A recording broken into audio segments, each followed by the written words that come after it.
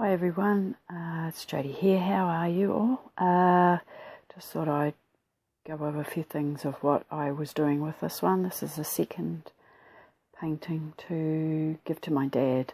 This one's called Mr. Mantis Makes a Comeback because there's another praying mantis in this one. And so I'll just go over what I'm actually doing right now. I've put down my base colours, which was raw umber and use my brayer, and I've gone over the ripped up letters and that I had matte medium to the canvas, and like I said, I do a raw umber and brayer that on, then I go over with the Payne's grey, brayer that on, and then white over the top of that to bring it back a bit, because it's quite strong colours and I don't want it to really take over from the painting.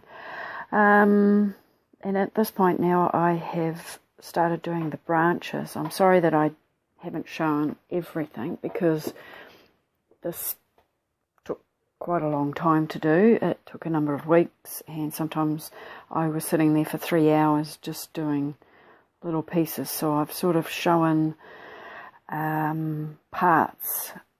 So I've shown a part of how I did the branches. So I've put a back or underpainting in just to show where I wanted to go, and now I am putting in the details. And I have also done a little bit of darkness around the edges on one side and a little bit of light on the other side, just to define them a bit more, because of that background everything was getting a little bit lost. I don't know how I'm going to get on trying to talk for half an hour. I might end up stopping halfway through, because it's not the easiest of things to do. I basically had on my little China palettes, I had Payne's grey, and I used browns and greys and whites, and I had 3 paint brushes. So one for my light highlights, one for my mid-tone, and one was for my dark. The little smiley face that's up in the corner, that is to try and remind myself of that side is where the light is coming from. This painting too was, the first painting they did was the fantail with the Nandina bushes, and the Nandina was what my dad's wife had asked me to use as the inspiration. This one will have cherry blossom, and as they have a cherry blossom tree in their yard, and it's what they call a Prunus campanulata, which is one of the first cherries to flower. Let me say that again. It's one of the first, flowering cherries that flower in the season in New Zealand, or up in the North Island anyway. And here we go. I've started putting in the cherry blossom, and their one is a pink one, and it's called campanulata because it's sort of like a bell-shaped one. And I have put like the shape of the tui, and that's where he's going to sit. And so he's just put in there as a base colour, as a guide to remind myself where he's going to go.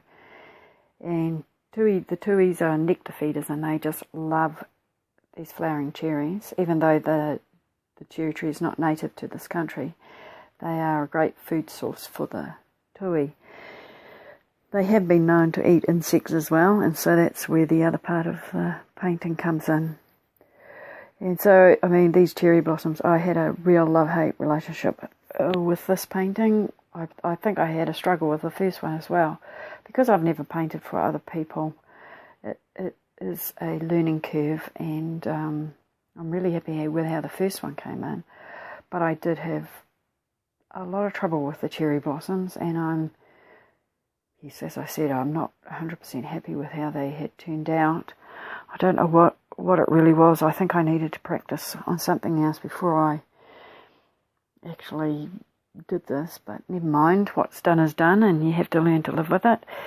I kept asking my son, because he's very talented. He paints, I don't know if you've heard of Warhammer. He paints these little tiny little models.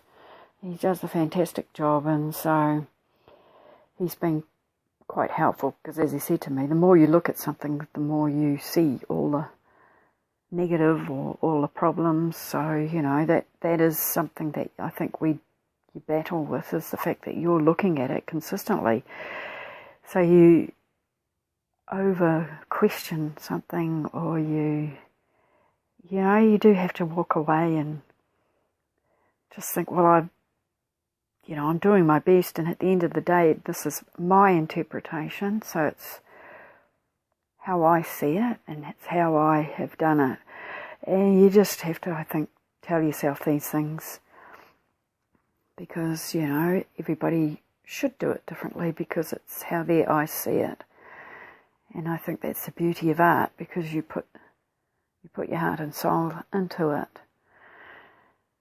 So yes, as you can see, I'm just going around and around doing little bunches of cherry blossom. So hopefully you can sort of see what I'm doing. And I did the same principle with the cherry blossom. I had another palette that had my red colours, and I just used a red, and I had a little bit of purpley and the white, titanium white, and basically did the same thing with the 3 brushes. And I had the green as well, and there's the odd occasion that you mix the green. Well, you blend everything. You just keep reusing those colours to harmonise the whole painting. So you take bits of the brown and mix them with the red to blend, and the same with what was in the branches was also used in the leaves, and it's just all a blending. Now this post-it note thing that I've stuck up the top there, that is where the placement of my praying mantis will be. He's going to sit up there, and he thinks that he is out of the sight of the tui. So that's the story behind that one. Sorry that this is sort of coming off the page or off the view of the camera. It's quite hard trying to get a comfortable position. I don't have an easel, I just have a desk, and my poor husband tries to come and sit with me sometimes, and there's absolutely no room for him even to sit, because I do a lot of card making as well. It's just something I really love, so I've got all my card making stuff all over the place. Bits on the floor, bits on the window seat. Oh well, it's my room. I like it. Yes, up here I am putting in some young leaves, and just trying to fill in all the areas. I can't remember how long this took me. I think once I'd finished the Fanto one, the original, I gave myself a little bit of a break, and then I got into this, so that would have been like I suppose all of December. This just was mind-boggling how long it was taking me. It was like, oh my gosh. And of course then you start saying, I don't like it. You don't want to do it, and it's like I'm thinking I'm going to scrap it, but then you put it down and go away and do something else and come back to it. And every time I had a bit of leftover paint, I'd turn the camera off, because you guys didn't see it, but I'd put bits all over the bird, because the tuis, even though they're a black colour, they actually have so many different way the light shines on their feathers. There's blues and teals and greens. They're absolutely beautiful birds, and I think, as I said in the last video, that they have a beautiful song. The tui song is incredible. They click and sing, and they're amazing flyers, and they're actually quite bossy birds too. They can terrorise other birds, and they're very good at, sometimes you can get them to imitate. They can imitate other birds. I've not really heard them do that around here, but I know that down the South Island where they have like bellbirds, the bellbird has a very unique sound. There's not so many of them in the city where I live now. Even though I am on the outskirts of the big city, I've had that massive population growth in this country that where I am now, I've never, in the whole time I've lived here since I was 5, so we're talking 40-something years, and I've not seen so much housing going in as what is happening at the moment. And so the poor old birds, they get pushed out because people chop trees down. So, I think we all know that story. It's very sad because I do love nature. I love all those sort of things. I think I'm just going around putting in just little bits of highlights and little details, trying to finish off that part of it all, because it's certainly a struggle. Right, now okay, so now we've finished with those cherry blossoms, and we are doing Mr. Praying Mantis. And he got lost a bit in the background, so I know at this point in time I've gone over him and done the green, because we only have, I don't know the proper name of the praying mantis. I know we have some native ones here and there, only teeny tiny little things. But the bigger green ones, I don't think they are native to New Zealand, but I know I get a lot of them in the garden, and I don't mind it when they come along because they start eating other bugs that cause more havoc. So the only thing I don't like about them is they actually eat the monarch butterfly caterpillars. They don't seem to be bothered. Now I put nets over my, the swan plants, where the monarch butterflies go, because we have a wasp that comes along, and this, I think it's a German wasp. No, it's not the German wasp. It's got really long legs. I don't know its proper name.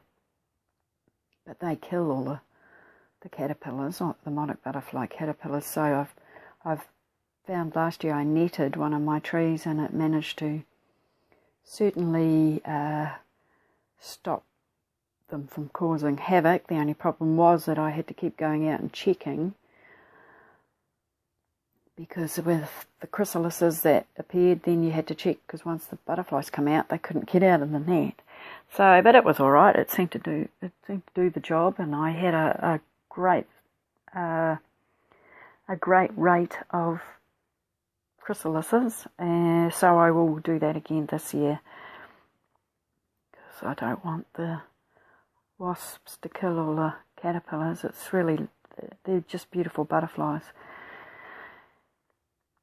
So there is Mr. Praying Mantis lurking up in the top branch. I did the same thing, just darkened around that back edge, the top part of him, just to make him pop a little bit. And I think I went in later on too, and I lightened up the green. Now I know that this part is doing the bird, and there was a lot of work in there, because the bird is the sole focus, and I wanted to do him, as good as I could. And I think the tail, it took me like every sort of section that I did, took me like 3 hours of painting it. Oh, it's just really, really tiring.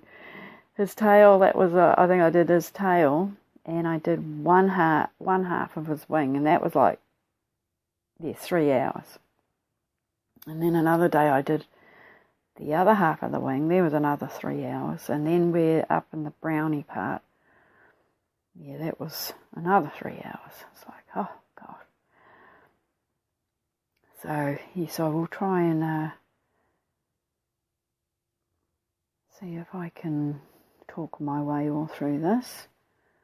And basically the colours that I used for him as well was I had a phthalo green, I had the Payne's grey, and I had French ultramarine blue. Did I? No, I didn't. I had another green, I think, too. Sorry. Let me see if I can find it. Because I use the Atelier Interactives. And, oh, maybe it was that green. I think I used Permanent Green Light.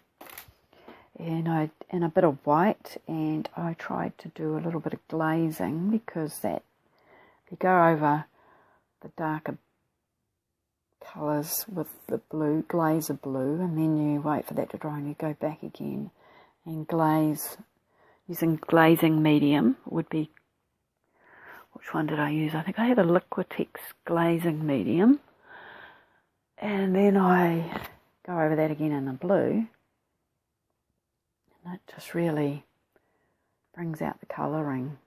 This, you can see where I'm putting in, so I've done all of his wings, and then I'm going to do a bit of glazing, and I'm also doing the brown back bit.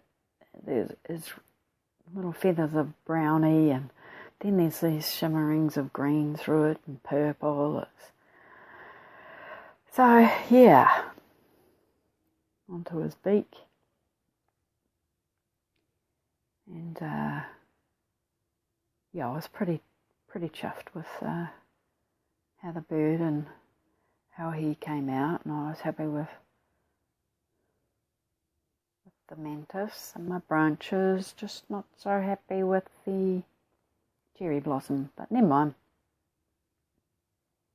I really like doing the background like that, and the bray is so good, it just helps blend all the background. I think I actually went in here, I didn't film that, but I did put some more white into the centre part just to pop it up, you know, because it was looking a bit dark.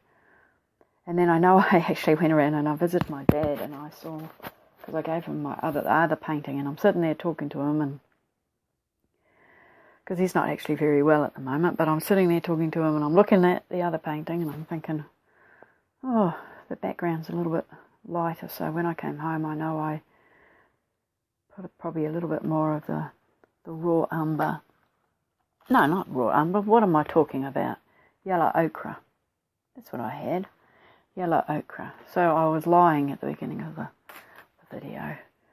That's what happens as you get older too. You can't remember anything. So, see, oh, what did I call it? See, I can't even remember. Yellow ochre. That's right. But that's what I used on the other one, and I do like that blend of the yellow ochre with the Payne's grey and white. It's just incredible how many, it looks like there's heaps of other colours in there, but there isn't. That's all there is. Just blend it all together.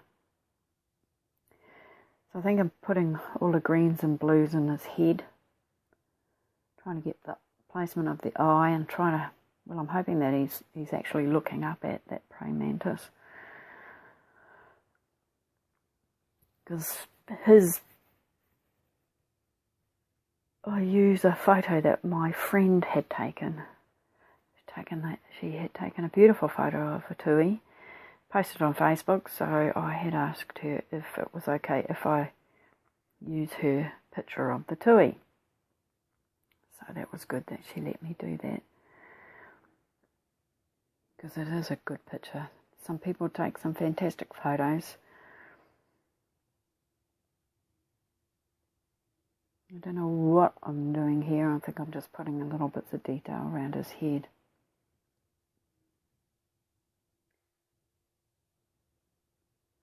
Because you start to get quite fussy.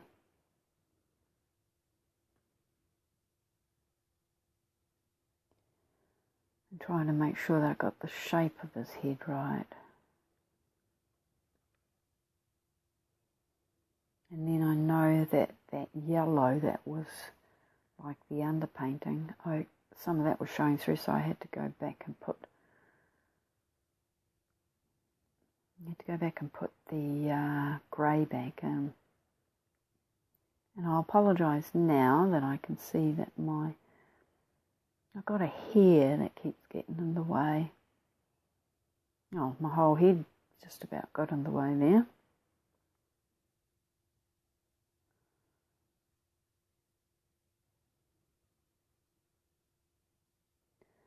I was going through parts where I had my paintbrush in my mouth, but then you end up hitting the camera thing.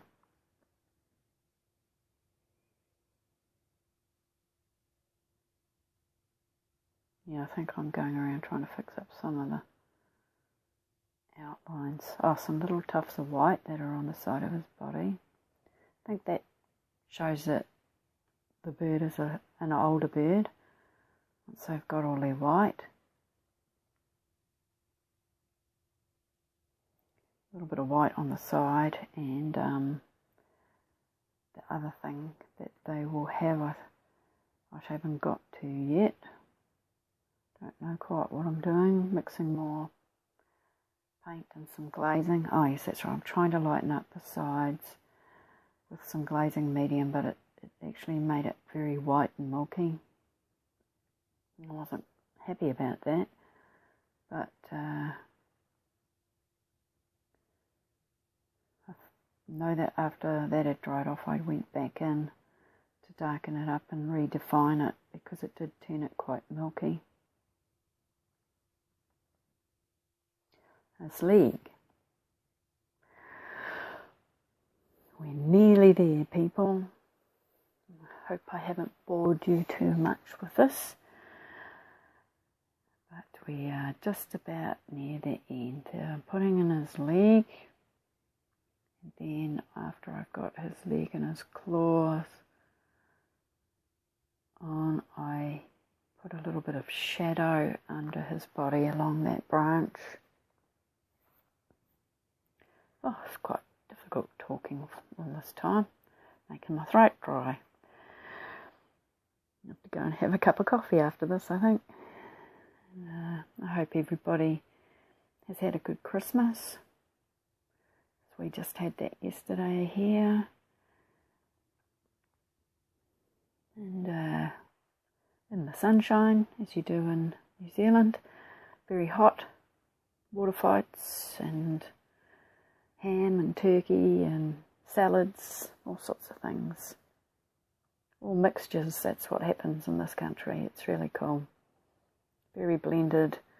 We pick up all sorts of things from all the other cultures that come here, and it's actually pretty cool. Try different things, new experiences. Everybody brings, when they come to live in New Zealand, they bring different parts of their cultures, all the different foods. So I'm putting in some final details around his back. That's, I think, as I said, I was going in and fixing up where that, where I'd glazed and it had turned it quite milky. It didn't quite do what I wanted it to do.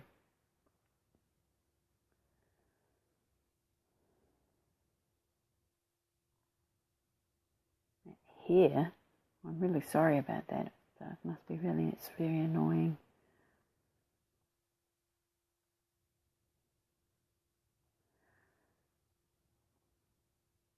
Yeah, just darkening in the odd bit, trying to redefine all those feathers. Fixing up. Oh, there goes the white. I don't know, he had the tuis have white feathers just under his, on his neck, and a ball. And I had a little bit of trouble. They also have a ring of fine white feathers around their neck, and I had a little bit of trouble trying to put that in and not making it look well, I suppose it does look hand painted. That's the thing, you battle with yourself, wanting to get things looking like a photograph. But if you want things to look like a photograph, then we should take a photograph. And I endeavour to get things as real as I can, but I was really happy with Mr. Tui. He's pretty special, and I'm very pleased with how how he turned out and how both these paintings eventually turned out.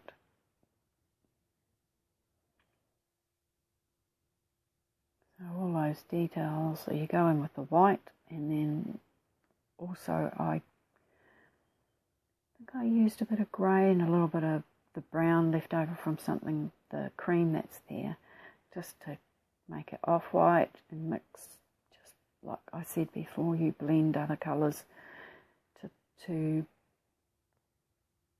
marry everything up. That's one way of putting it.